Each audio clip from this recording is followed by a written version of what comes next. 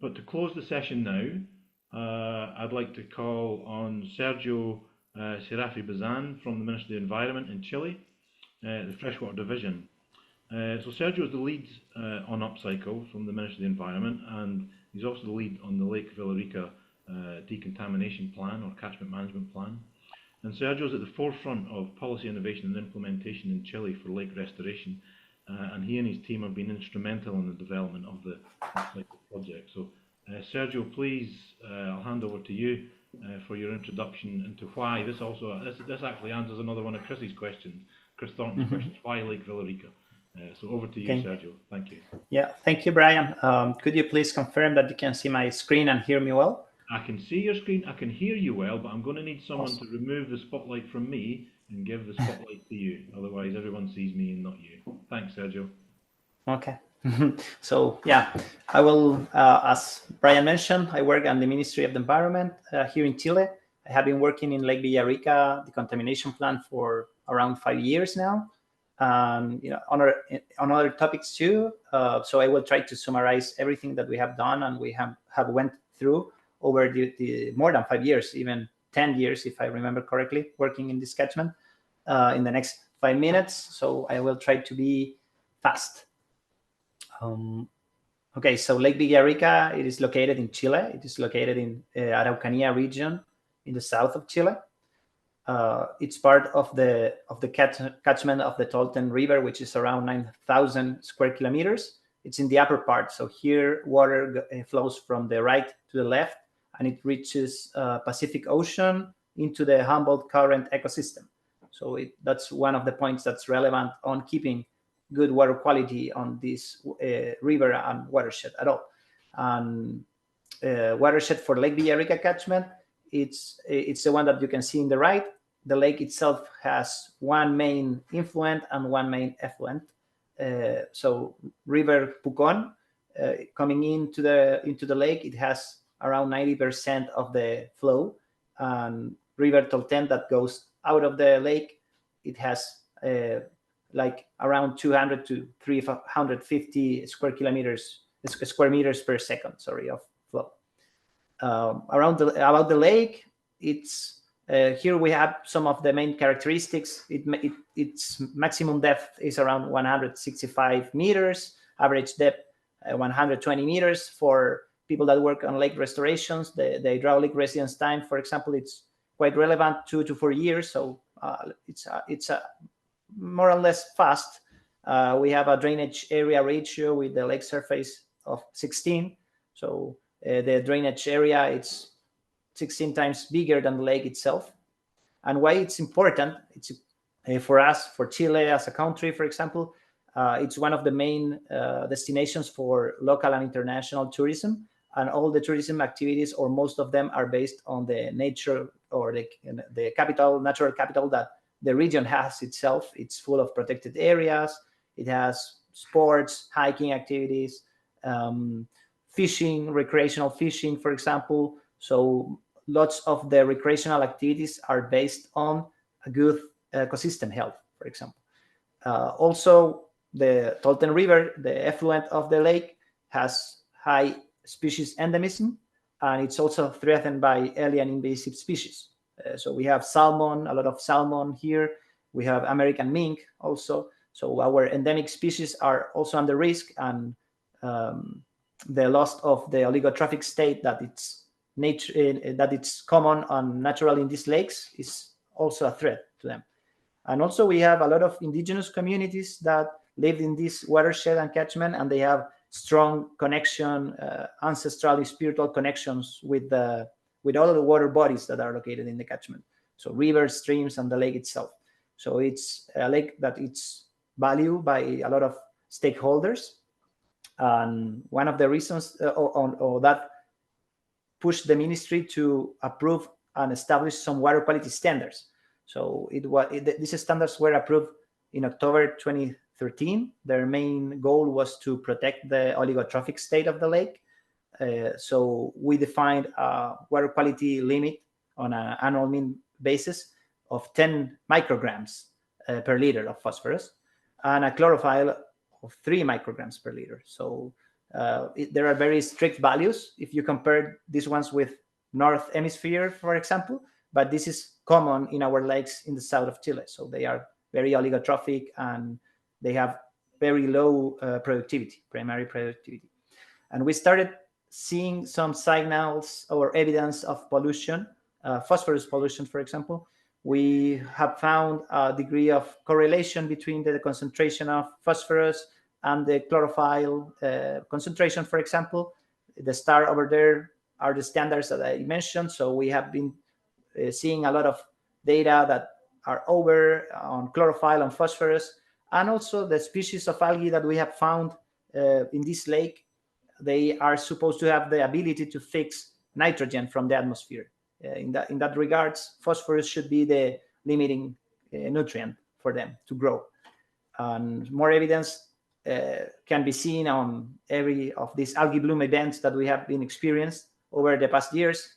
We have even some photos that are older, but I just wanted to show you that this has been frequent over the years. We experienced, for example, the one in the right in January 2023, when the Ironman race were held in Pucón City. So all the people were swimming and competing with these conditions of algae bloom those days. So based on this evidence that the ministry found, we started like estimating the phosphorus loading, and we realized that most of them comes from phosphorus washing from the land, so land cover and land use, but most of them comes from natural land covers, so native forest, protected areas, but we still have like a 10% of the total coming from uses that are very related to human activities, like livestock farming, crops, grass growing for livestock, etc. We also have a lot of fish farms in this catchment that are discharging their effluents from their plants into streams that goes into the lake. Those accounts for around 38% of the estimations. And we have some towns and cities without wastewater treatment. So they have straight discharges into streams. They have septic tanks. They have even, we call it like black holes in their gardens where they just discharge off or everything from their bathrooms. And also we have a wastewater treatment plant with a secondary treatment that accounts for around 1% of the loading. We also estimated how much is the critical loading for this lake, and we found that it's around almost 200 tons, and we are sitting on more than 300. So it should be required to reduce the loading in around 1/3 each year to keep the oligotrophic state. And we presented a draft of a decontamination plan through all the regulatory process. And this plan, it should cost around $100 million. $104 million, to implement during 15 years. And this document contains all the measures that we are proposing for the catchment. So we are proposing to improve emission standards. We realize that the ones that are currently in place that does not take into account nutrient pollution as probably they should for this kind of catchments. We are like pushing also the implementation of new wastewater treatment plants in some towns. We are also setting into place emission standards for wastewater treatment. We are pushing for improvements on septic tanks treatment. We are trying to develop best management practices for agriculture and forestry, and we are also performing or asking for some ecological restoration activities in some areas that we have identified as ones that are producing emissions of phosphorus from the soil. This draft of the plan was approved during 2020, and it went through a consultation process.